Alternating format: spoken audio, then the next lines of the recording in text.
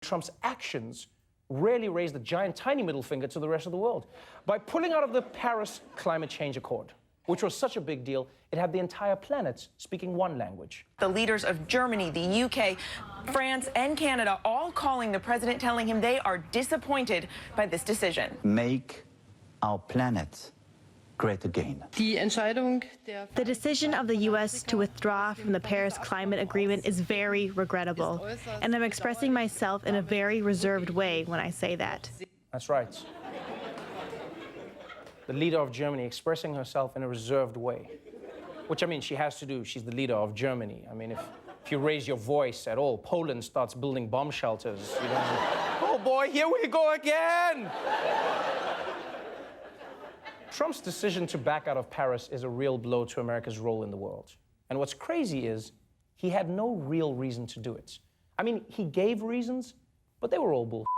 The president claiming the Paris Accord would cost the U.S. $3 trillion in lost economic activity and $6.5 million industrial jobs. But experts say that study's been widely debunked for making incorrect assumptions about America's role in the agreement. It is estimated it would only produce a 0.2 of 1 degree. Think of that.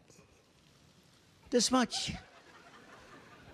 Celsius reduction in global temperature. Actually, you know what? The president is right.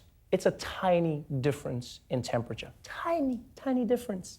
But even something tiny can make all the difference in the world. For instance, a tiny change in DNA can be the difference between Ivanka and Eric. Tiny difference.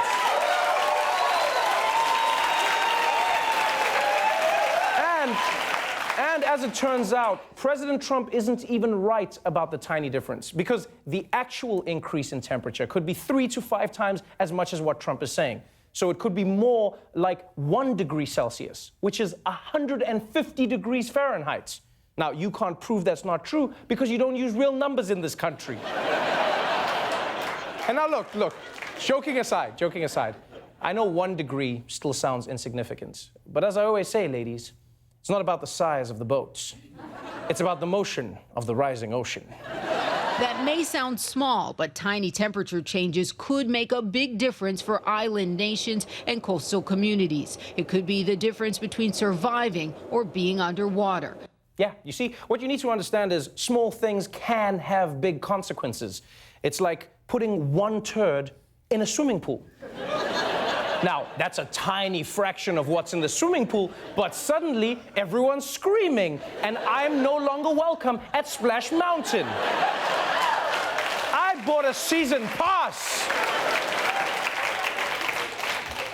Now, Donald Trump may have pulled the United States out of the Paris Climate Agreement, but it turns out that when it comes to climate change, the states are not exactly united.